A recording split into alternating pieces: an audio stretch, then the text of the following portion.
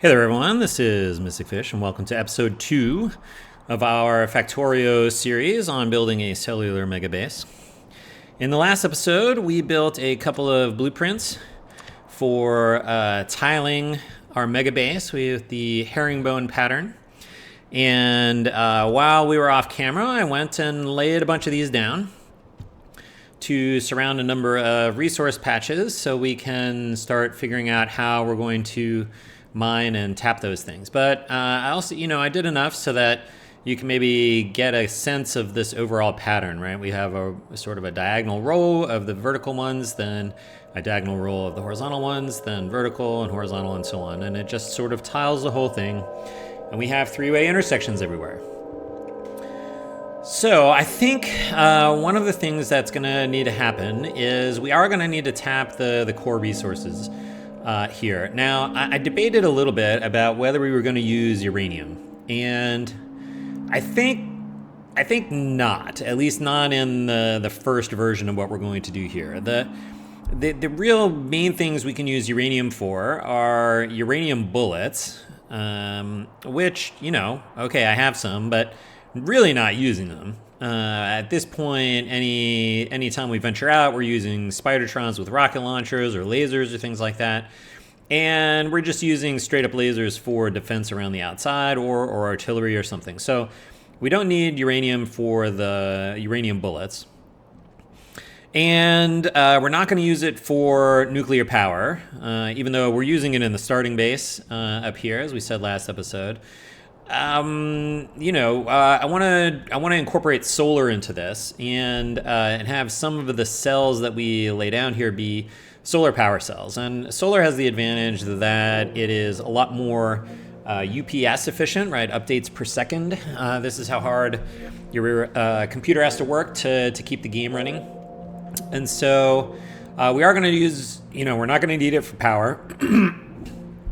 And the only other thing that we could use it for is nuclear fuel, which, that would be nice, but it seems like a lot to just do that when, to be honest, rocket fuel is probably going to work just fine for most of what we want. So I think we're going to skip uranium for right now, but we will need all of the other resources. So if we want this thing to be able to self-replicate itself, that is going to involve stone for the rails. We also need steel and iron sticks for rails, so that already needs stone and iron. We're probably going to end up we know we have train signals in here. Those rely on copper cables, so we're going to need copper. What else do we have? We know I think the overall design is going to use logistic bots. And so those need red chips, red circuits, and so that's going to require plastic, which means we need coal. And if we're going to use rocket fuel, then we need advanced oil processing, which means we need oil and water. So we're basically going to need everything in one of these cells just to get started. So I thought what we could do this episode is to figure out how we're going to lay things out. Now, this one's going to be a mining cell. All right, we've got a nice ore patch down here.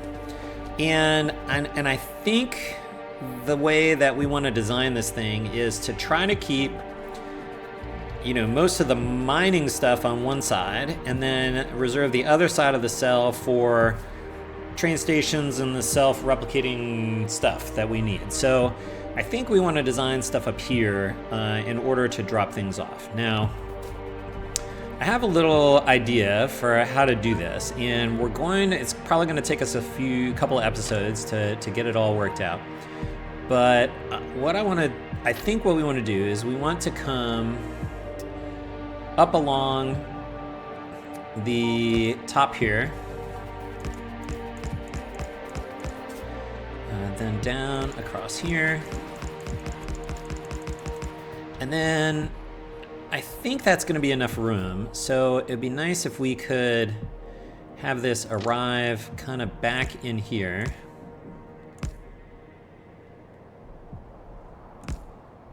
Well, that's not quite right. I need to go out a little more. One more out. bend, bend, bend. All right, so then we can get rid of these guys and repaste them so we get it looking right. Okay. So I think the idea is that when we do resource drop off, they're going to come in on this side.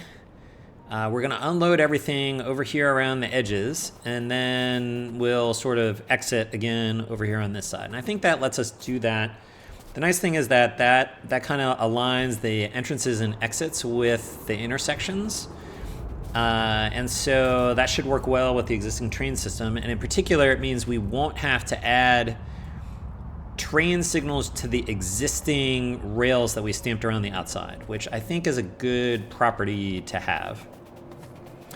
But we will need to stick a couple of things in here. So we want to put a regular rail signal here that preserves this block in here. And actually, if I pick one up, we can see the yellow block here extends back to the prior intersection and can fit the, a 9-length train, right? 1 engine, 8 cargo wagons. So that'll work okay. Over here, we actually don't even need to add any additional signals to make this work, because we'll basically this won't be. There's only one block here, and so we can't really exit this block until something else is clear. So I think that's all we need. Now, I mentioned we were going to use logistics bots. So the next thing to think through is, where do the roboports need to be? And if we're going to do logistics networks, then I think we want to have it be the case that each cell is its own logistics network.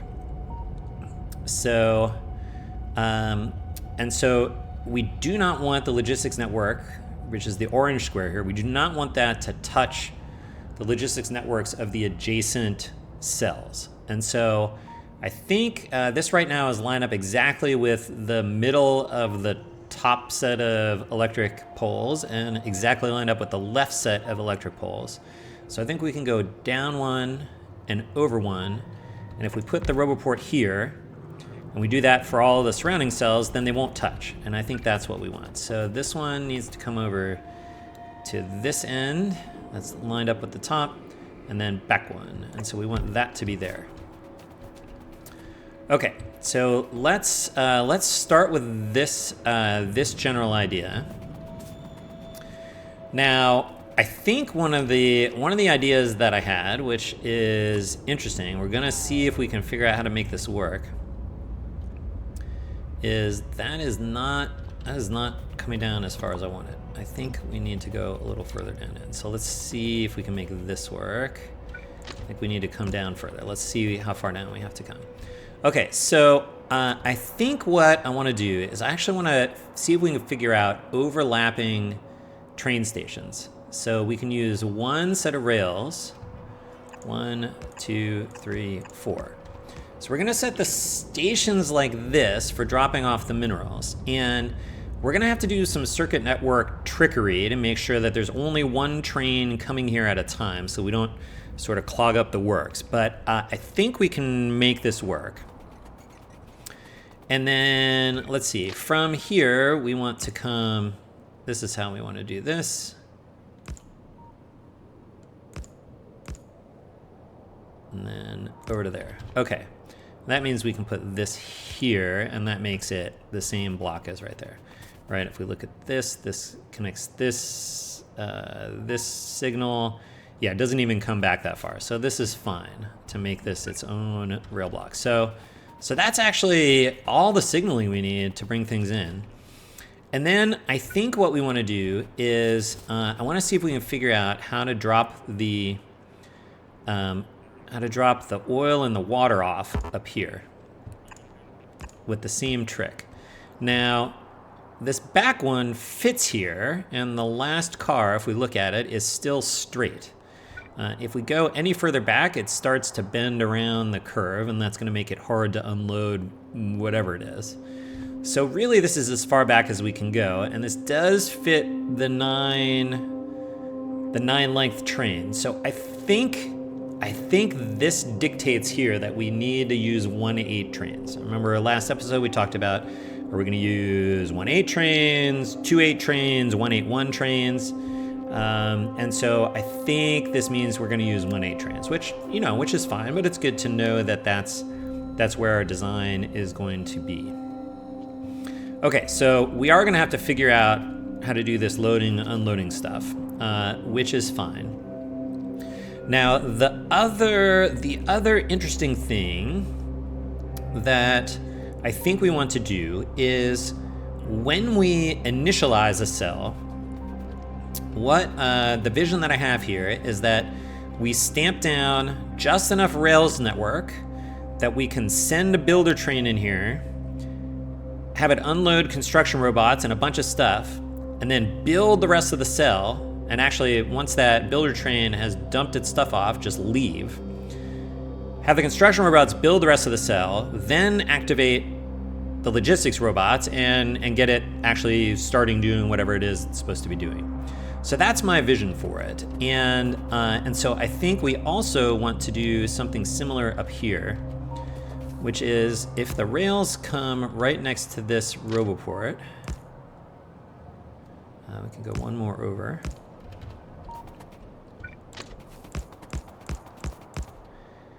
And maybe over with, oops. Okay, that hits the roboport, so we gotta come at least one more over. And where do I want this to go? I think I want it to land here, so we can use this same exit. So does that fit? It might.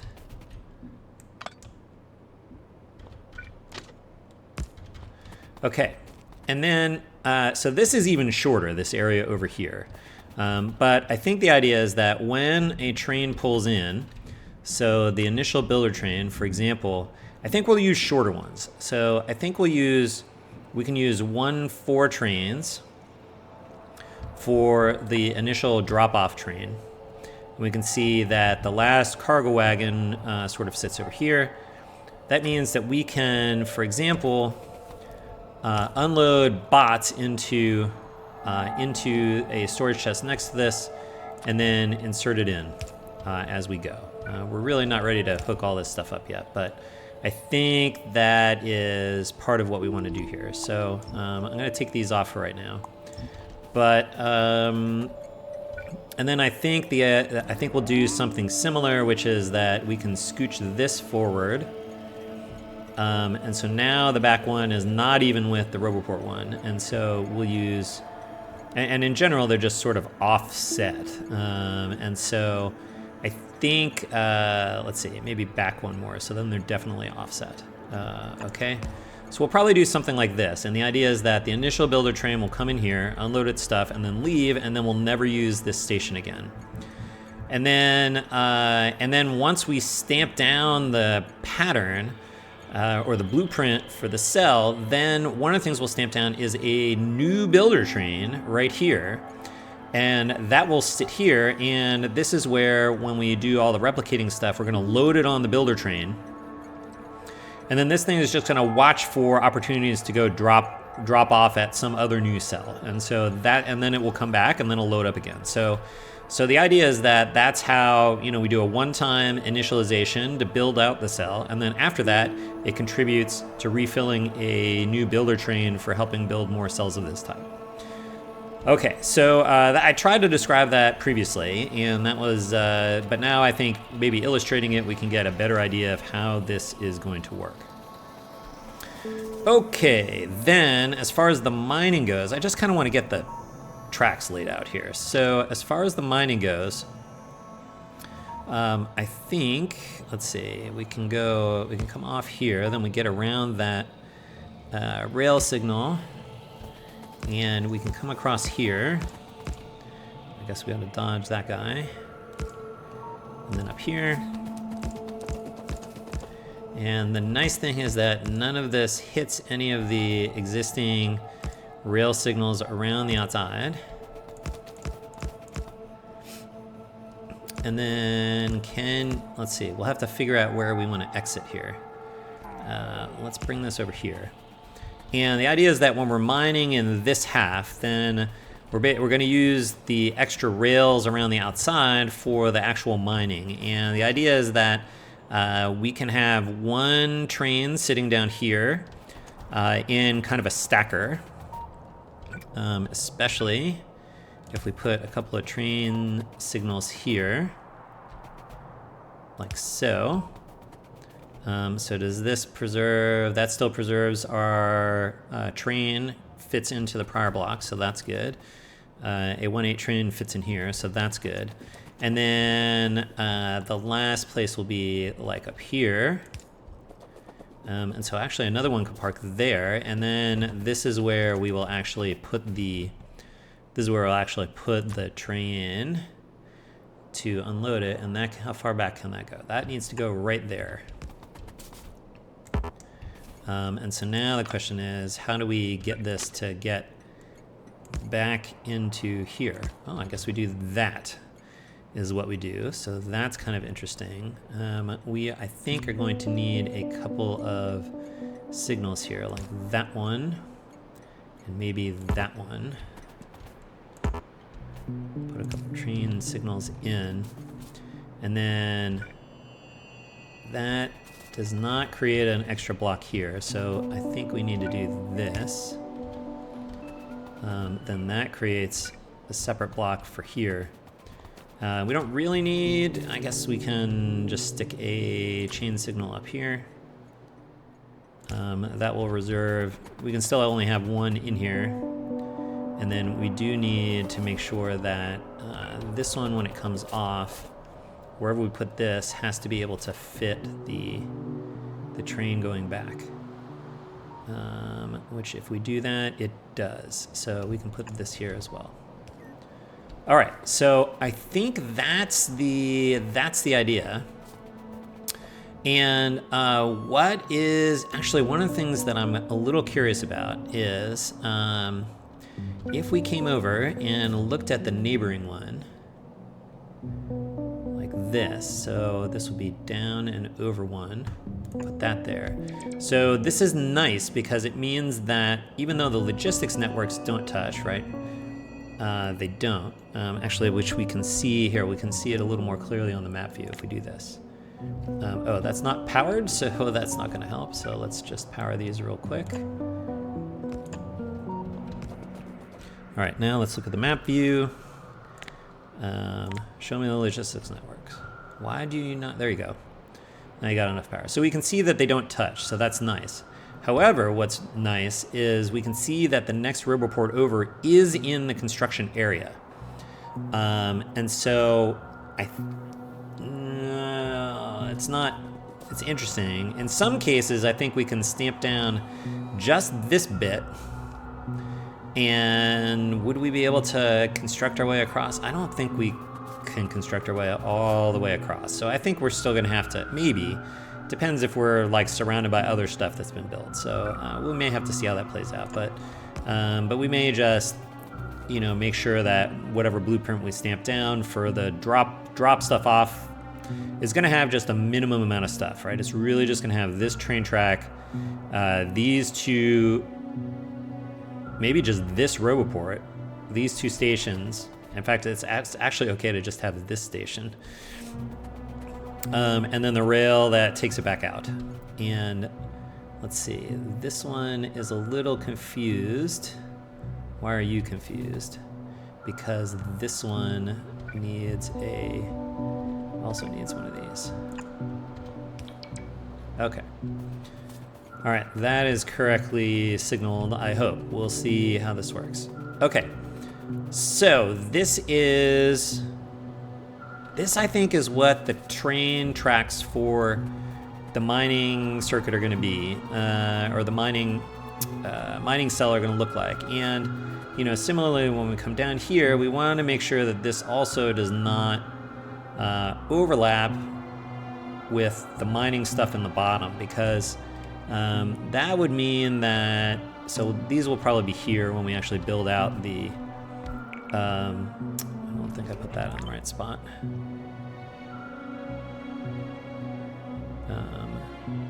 there. So I think they'll put them here. That way we'll get this cell a mining cell will have two different logistics networks.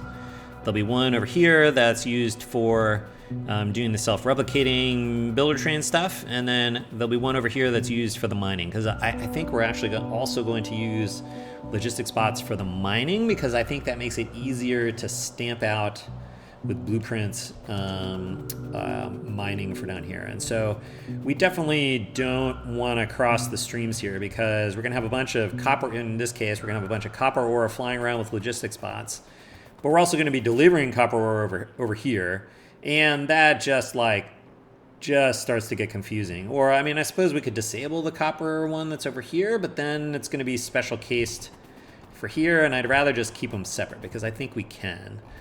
I think we can keep them separate. So we'll see how this goes. Okay. Although we have to figure out how to build this thing.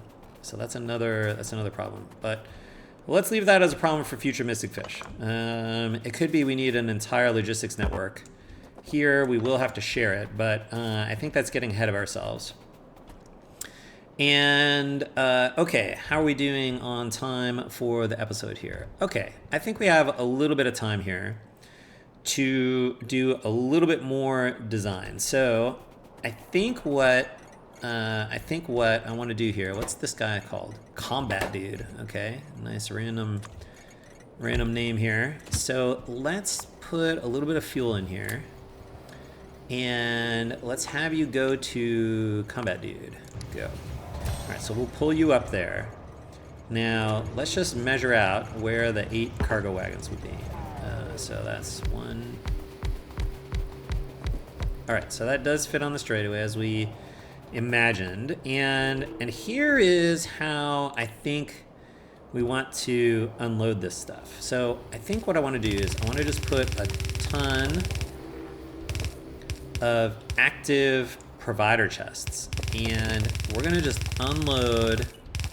I'm just putting whole, I know that there's a gap here, and so these don't really unload anything here, but the other trains may be offset and they'll unload for other trains. And so I think we just do this, and I just do a bunch of stack inserters. And so the idea is when a train pulls up, and now what is this one called? This one's called Tigel 172. So pull you up. Whoops, not you. No. Tigel 172. Pull up a little bit. And we can see how far down we need to go. So I think we're going to do this. Conveniently means we can unload both sides. So great. And the idea is we're just going to unload whatever train pulls into the active provider chests. And then from there, we're going to stick it in storage chests. And so now the question is, all right, well, how many storage chests do we need here? And so, but the idea is that we want the logistics bots to, the stack inserters to very quickly empty the train so that it can pull in and then get the heck out of here. And so I think I did the math here. We can go back and look. I think a stack inserter does something like 27 items per second. Okay, we're back. Sometimes the doorbell rings and life must go on. But anyway, I was reading, I looked up on the Factorio wiki, and a stack inserter can unload about 27 items per second when it's at full stack size, which in this case is 12. So let's do a little bit of math. So look at a cargo wagon. It's got 40 slots. So the question is, how fast can 12 stack inserters empty out a cargo wagon? So we've got 40 slots. We're going to have 50 ore per slot. Then we're going to divide that by, let's call it 27 items per second. And then we're going to divide that by 12 stack inserters, right? Because there's 12 stack inserters that can work on each car. And when we do that, it's about 6 seconds. So between 6 and 7 seconds, we should be able to completely unload a train in here and then get it out of here. And I think we're going to need that because we are sharing the kind of the space here in the cell. So that's what we're going to want to do. And so now the question is like, okay, how much spare resources do we want to have in here? And so I think until we see more in action, we can't really figure that out straightforwardly. But let's assume that we want up to 3 train loads of ore of each resource, of each of the 4 resources, right? We're going to skip uranium for right now. So each, so we can think in terms of slots here, right? So each cargo wagon has 40 slots.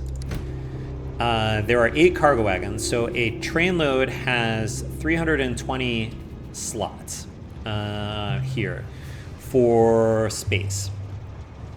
A storage chest has 48 slots of storage.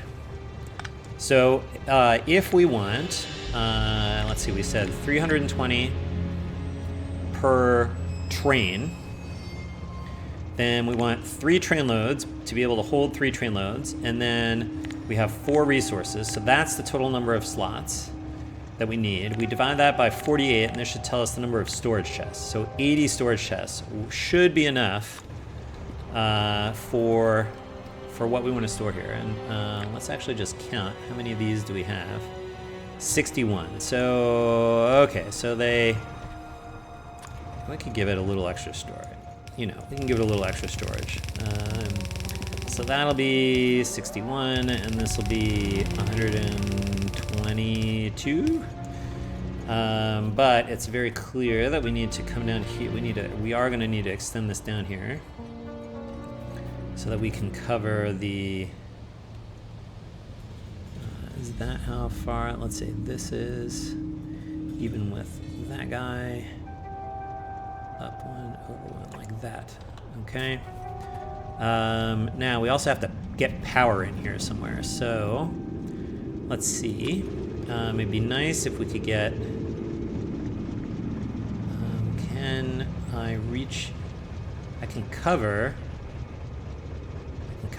the Roboport and all of those. Oh no, I need to go further in. Okay, I would really like to put it there, but I'm not going to be able to.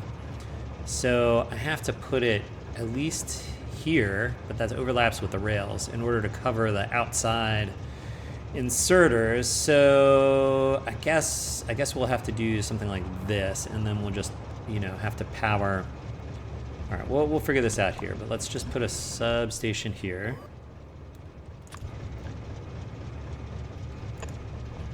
Okay. That covers those. The next one up is going to be here. And we had extra storage chests, so I think it's okay to take them out in order to embed some more power in here. The next one's going to be up here.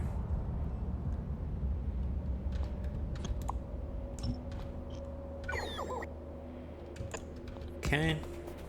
And I guess we can put the last one is going to be up here somewhere.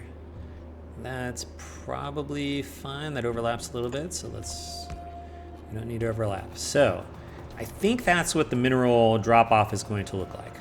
And the idea is that we've got the storage chest right next to the active provider chest, so the bots don't have to go very far, and they can transfer anything that we've unloaded from the active provider chest into storage as quickly as possible. So I think that should work out just fine.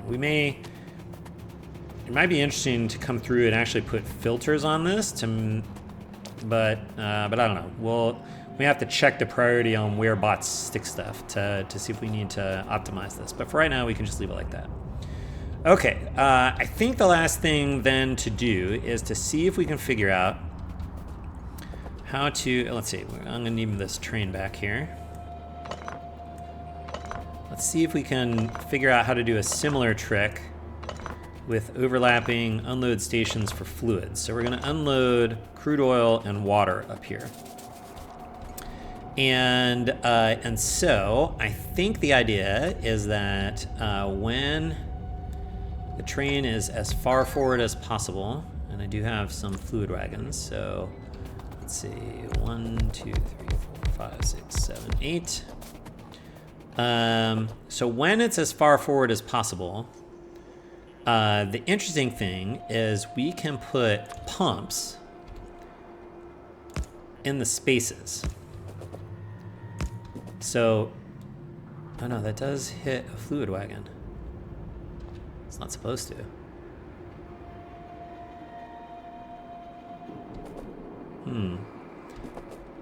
That should line up with the gap in here. I'm not quite sure why that's hitting that. That's interesting. What if I put it here? That hits that one. It's got a bigger hit. It has a bigger hitbox. I don't know. This is interesting. This is going to be. We might have to try. We might have to try this out to see if this works. But I think we can put. It sure looks like it's going to pull out of those. So this may not work. But let's see. Do I have is there a quick way I can get some water into these and see? Yeah, we can run a test. Let's get, do I have a water pump? I don't have a water pump. All right, I'm gonna run and get a water pump, and then I will be right back. Okay, we are back, and now I do have water pumps through the magic of video editing. What took me a couple of minutes just took mere seconds for you all in the audience. So, congratulations. I don't know. Let's see. We know for sure this will... Let's see. I'm going to just take some stuff out here so we can finish our... experiment. Let's get an offshore pump. Where are they go? There. This is like the single hardest thing to find. Okay. Let's do this. We'll take these out of the way. We're not using these yet. And let's see if we can connect this. Okay. And then the question is, if I put a storage tank here and one here, and we get power on this stuff, like this. Okay, that puts water in there. So that's good, but it is not getting out of here. Okay, so this is great. So this scheme is going to work. Okay, so that means we can get this stuff back. We can rely on the gaps between the trains to line the pumps up. Okay, good. Let's take these off. Let's just clear you out. All right, so that's, let's see. So now the question is, if we hop in here, we back this up a little bit, manual, back it up. Why can't I back up? Oh, I have no fuel. Yeah, fuel would help. Okay, there we go, back it up a little bit. And then what is this guy called? Mason Harrington. All right, yes, sir. All right, so we pull up to the front and we see, okay, these pumps are lined up with the back train. And then that means we can, I think, put the forward train, when it's in the forward spot, it should line up with these gaps.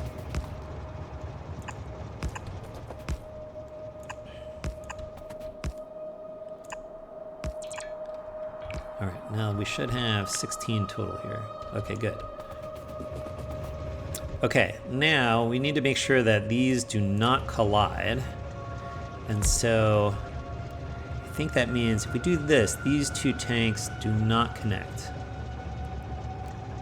Although actually, that's not the one to worry about. It's this. We don't want this to connect like this. So we need to offset them by at least one like this. And so we are going to do this.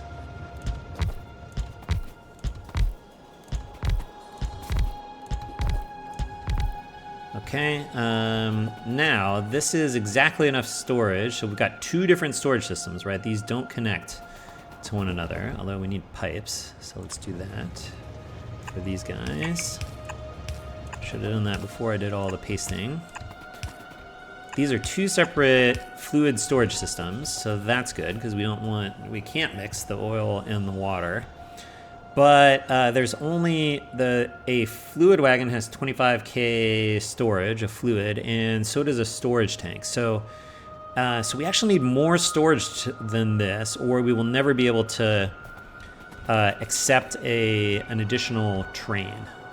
So I think we have to do it this way, so that we can get sort of each wagon that drops off needs at least 2 tanks, so that we can still have a full one, or at least a partial one, and have room to put a new load in when that happens. And so we're going to stamp these guys out like this.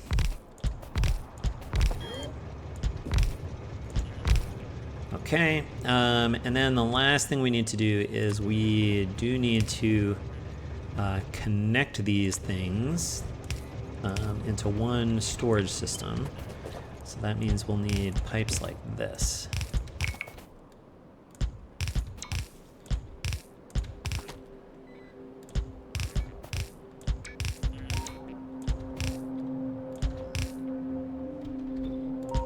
Okay.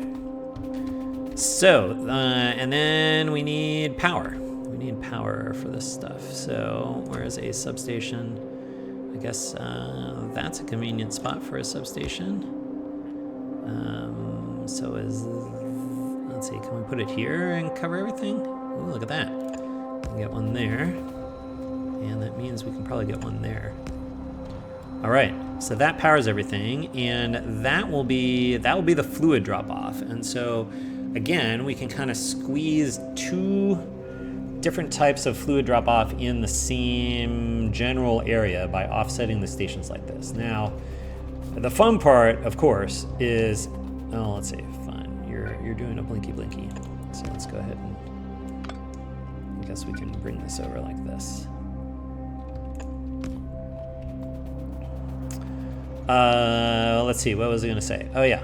So the fun part is gonna be, we're gonna have to put together a circuit network to figure out a couple of things. One, when do we want to call for more resources into here? That's the first step. And then the second step is, how do we arrange it? Because with these fluid drop-offs and the mineral drop-offs are sharing really one rail here. And in order to avoid congestion, I think we only want 1 train scheduled in this block at a time, so that it is not back.